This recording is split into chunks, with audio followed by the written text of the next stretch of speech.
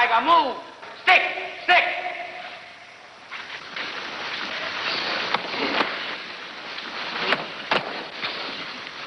Keep your right up.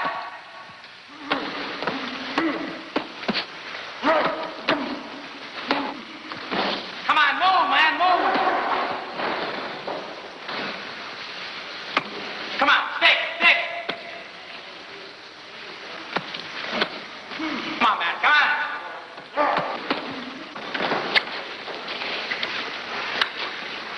Keep up your right, keep up the right. All right, all right. Fred, go take a shower. Come on down here, Tiger, come on.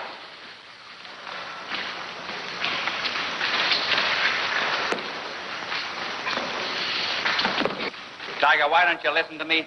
Evans is going to get to you good and they should keep jabbing. I know it, Artie, I know it. Then why don't you do as I tell you? Maybe I should get down on my knees and beg you. Is that it? Look, when I fight him, I'll do like you say.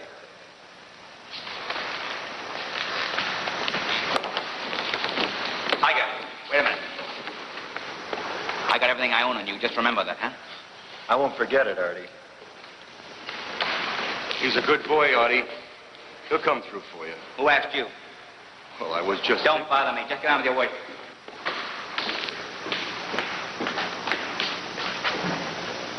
Andy, I want to talk to you.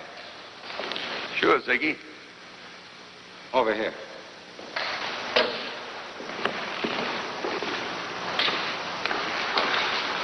What's on your mind, Zig? What do you want me to do? I got some bad news for you, Andy. Your boy Ralph, he's had an accident. What are you talking about? On the way to the training camp, the truck hit the car.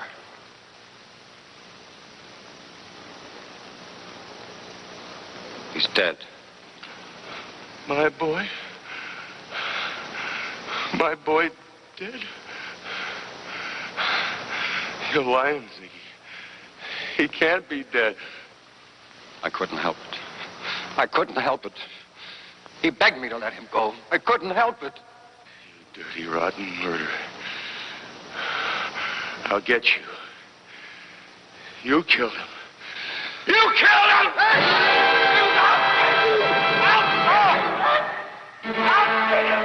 Get him off me!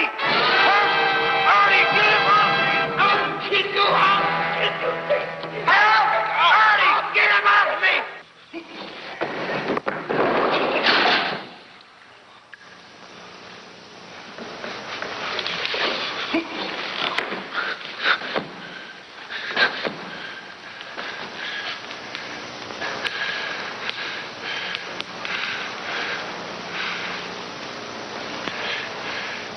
He killed him.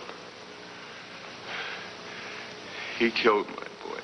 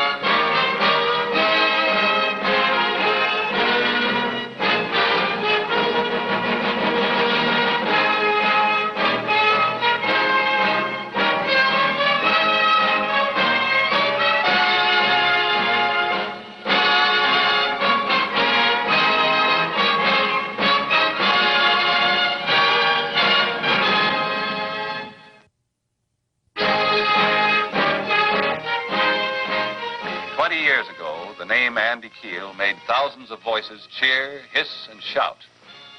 On an early May morning, those same voices had forgotten him. Only the police and the priest, Father Duggan, had any interest in the ex-boxer. I was hoping to locate you in your office this morning. Have you seen the morning paper? Oh, you mean the mayor's new commission, hmm? Oh, no, not that. Andy Keel, the man the police are looking for. The one they say killed his boss, the owner of the gym. I have him down at my place. You what? I want your advice on what to do, how to proceed. Father, my advice to you is to tell the police where he is so they can find him. Oh, I will. I'll call them right away. We can meet them back at the parish. We? Herb, I know what you're going to say. This isn't your kind of practice. You're a corporation lawyer. But this man needs the best lawyer he can get. Father, there are criminal lawyers, plenty of them. I don't know them.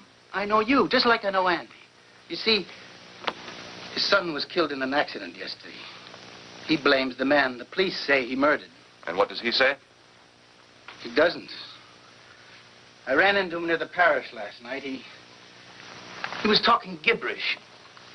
And according to this, not only did he kill the man, but he stole $500. And this is what makes it look so bad, Herb. He was handing out money to strangers. Why, he gave me $240 just like that. But where did he get it? I couldn't find out. I took him in and put him to sleep. Herb, I know this man. He wouldn't give me blood money. Just talk to him. I'll do whatever you say.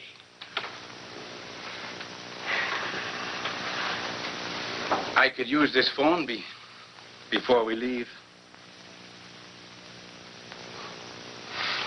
All right, Father, we'll call the police. Miss Brent, get me Lieutenant Weston.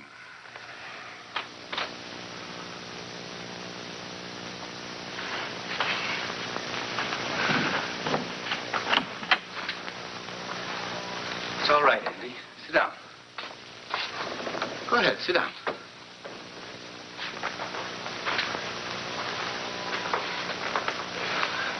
I had to call the police, Andy, but I brought Mr. Maris with me. He's going to try to help you. There's no use trying to help me now, Father. So you feel sorry for yourself. That's your excuse for killing. You just don't care.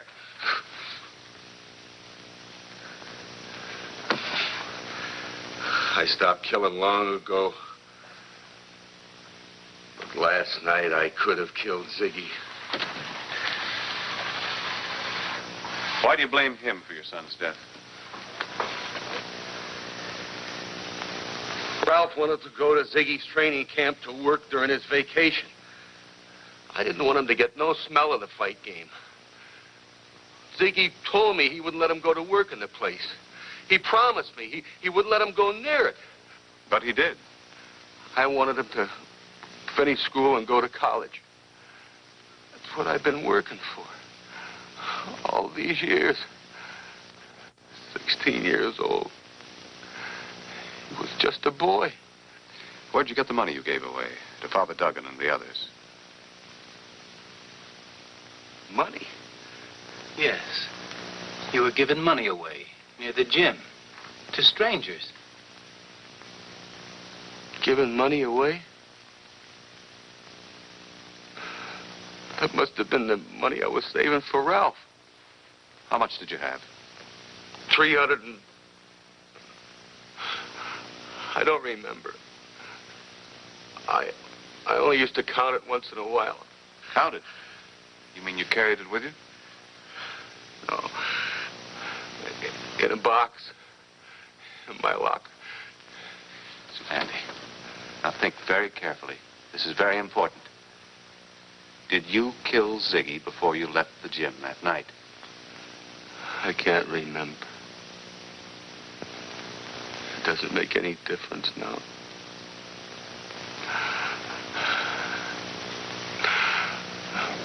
My boy, my boy. He's gone.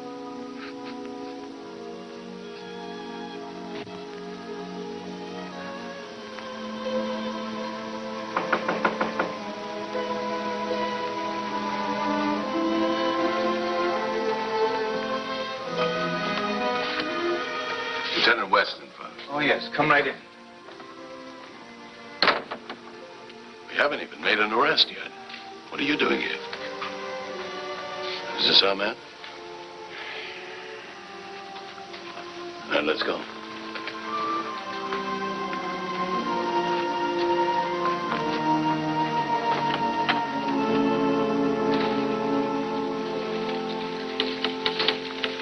Satisfied, Constable? No, Lieutenant, I'm not. There's nothing in your files to explain why a man bent on avenging his son's death would steal $500 just to give away to strangers. Oh, look, I'm sorry about his son's death, but my sympathy ends when he murders a man. You're jumping to conclusions, Lieutenant. He admits blaming Ziggy for his son's death. He admits attacking him. There are witnesses who broke it up. Witnesses who overheard him threaten to kill Ziggy, 2 of them. But did they witness the murder? No, of course they didn't. But tell me, Counselor, where did Andy Keel get all the money he was handing out so freely? Joe Willard, Ziggy's partner, told us he gave Ziggy $500 that evening. Andy claims he saved it over the years.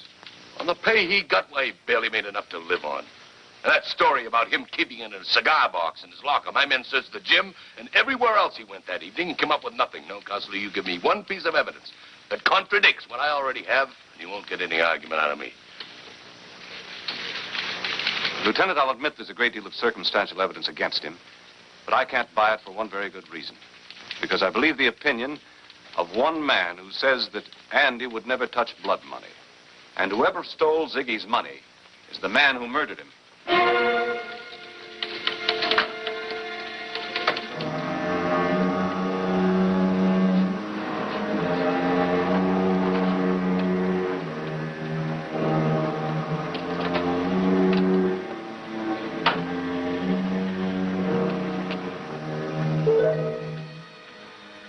Lieutenant Weston told me that Willard gave Ziggy $500 the night he was murdered.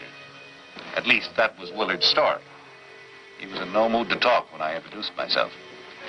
I told you no, Al. For the last time, no. Now, will you beat it? Are you Mr. Joel Willard? Yeah? My name is Maris, Herbert Maris. I'm an attorney. I'd like to talk to you about that $500 you said you gave Ziggy the other night. Haven't you got any respect for the dead, mister?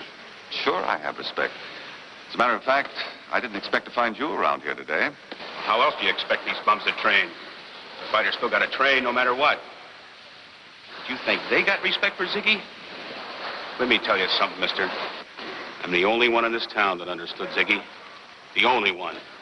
Everyone else figured him for a heart of stone. What about Andy? He was like the rest. But I didn't figure him for this. Joe, you gotta listen to me. You gotta give me a pen, please. I told you to beat it. I'm busy now. Get out of here.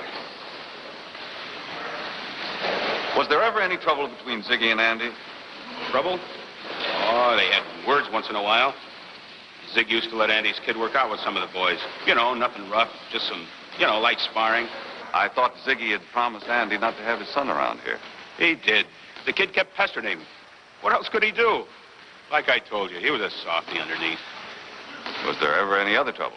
That was enough. Andy get plenty mad at Zig. What do you say, huh? That's enough. I got plenty of work.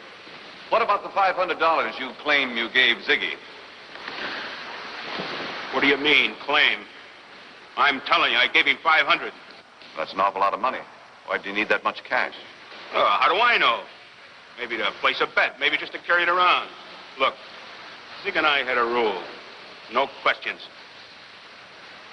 And if you think I didn't do it, forget it. Artie Manning and his boys saw me give Zig the dough that night here. And Andy was here, too, sweeping a joint. Thanks.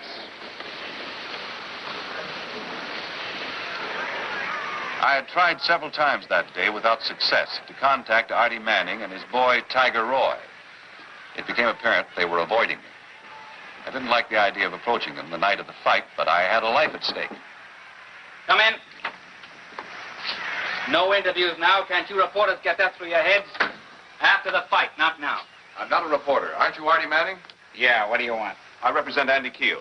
Get out of here. I only want a few words. I said get out of here. We got nothing to say now or any time. The cops have got it all.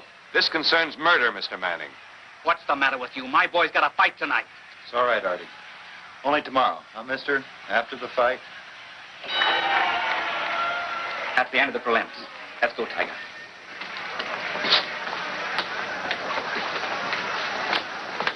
Hi, champ. I told you to stay away from me, and now beat it. How about that? He thinks he owns the joint. Hey, I saw you yesterday. I'm Al Baker. I've been waiting for you. You're a friend of Willard's, right? You want to make a short bet? I got a real sure thing on a fight tonight. Thanks, I'm not interested. Only a 10 spot, that's all. This is it. You make a fast bet and you clean up. Try somebody else. Only a 10 spot. Okay, don't pay me till after the fight. You look like an honest man. Lay your dough against Tiger in the 8th. I thought the newspaper said he had 3-2 odds. I'm trying to tell you, I'm in the know. And don't bet the odds. They're for suckers. Well, thanks. But that isn't what I was looking for. What about the $10, mister?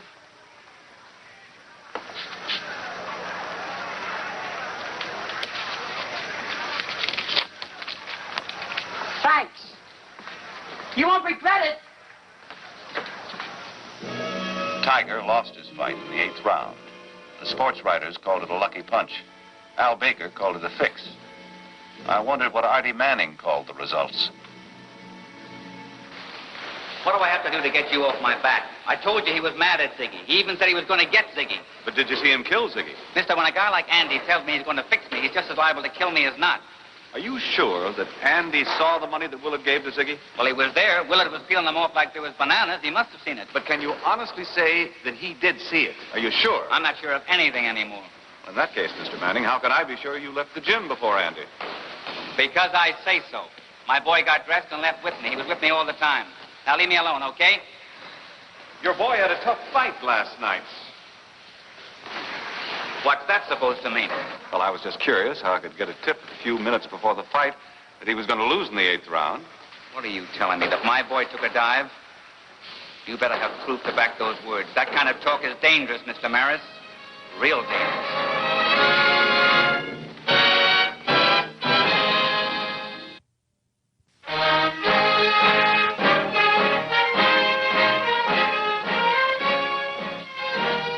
Artie Manning had dared me to prove that he fixed his boy's fight.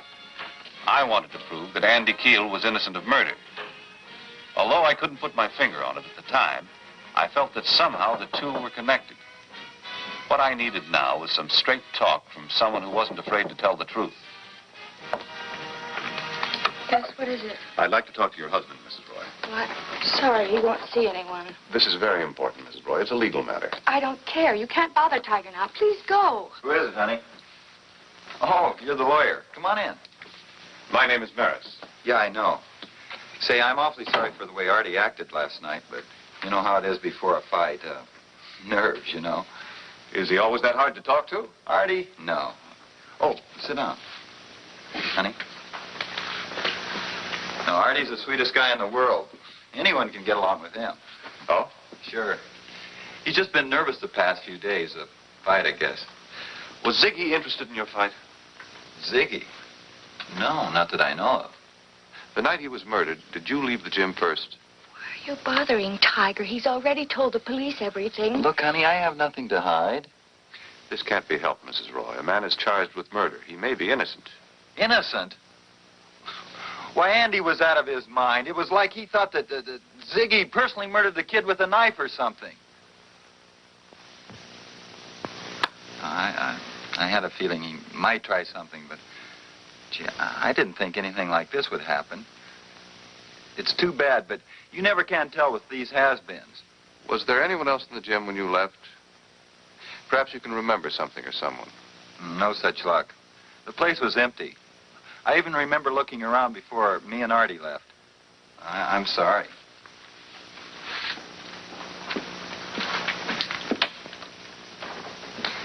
I'm sorry you lost your fight, Tiger. But then you don't seem too unhappy about it. What am I going to do, cry? You can't win them all. You mean you have to take a dive sometimes? That's what Manning made you do, wasn't it? Take a dive? What are you saying? Get out of this place. Get out. You'd better do like she says, mister, before I tear you apart.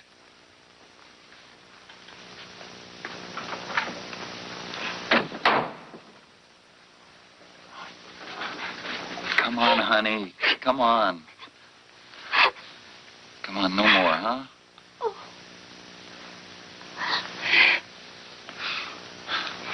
There, now, that's better.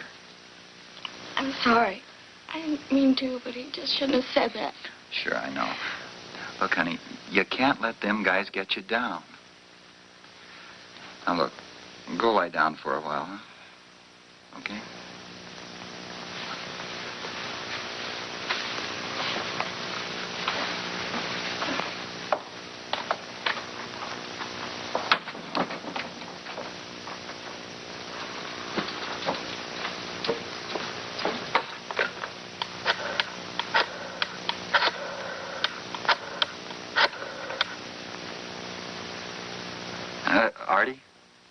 I gotta see you. No, right away. I can't later. Okay, then. Half hour.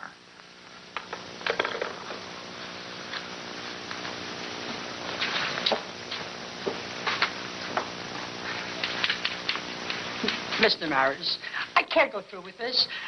I'll be finished in this town. You're finished already, Baker. You'll talk.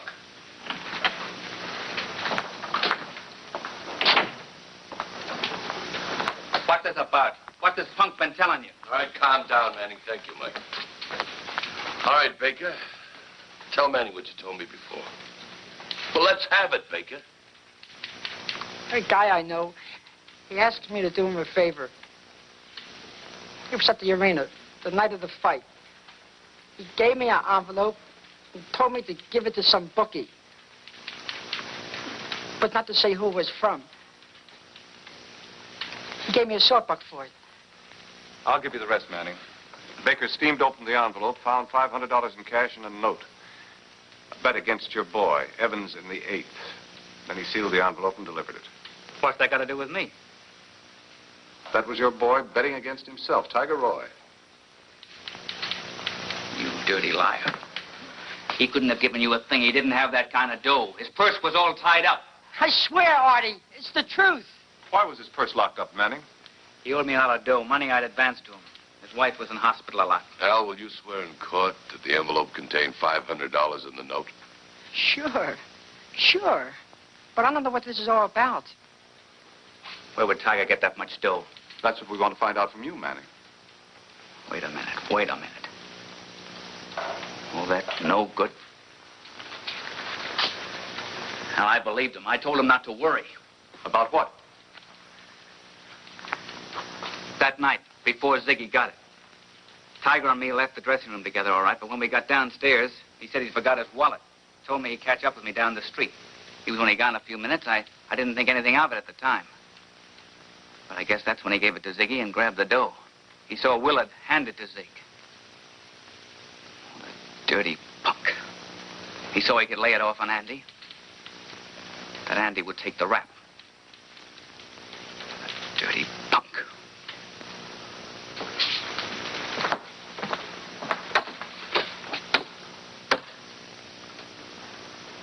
Where were you supposed to meet him, Mrs. Roy?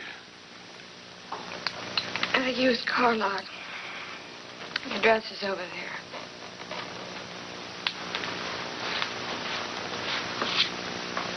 It's on the east side of town, not too far.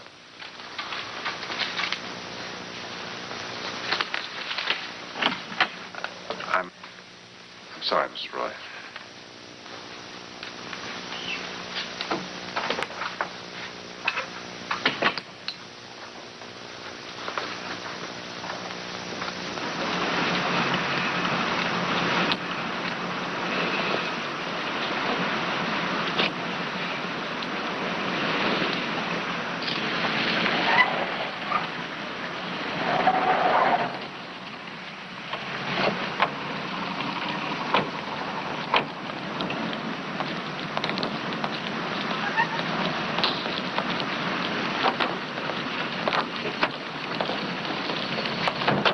Give it up, Tiger. We're not going to hurt you. Turn around. I didn't mean to kill him. I didn't mean it.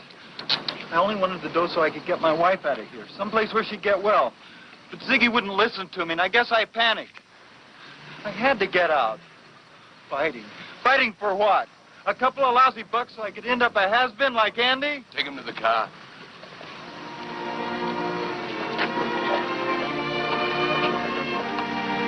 Well, Counselor, I guess your client is a lucky man. Not so lucky. Maybe not.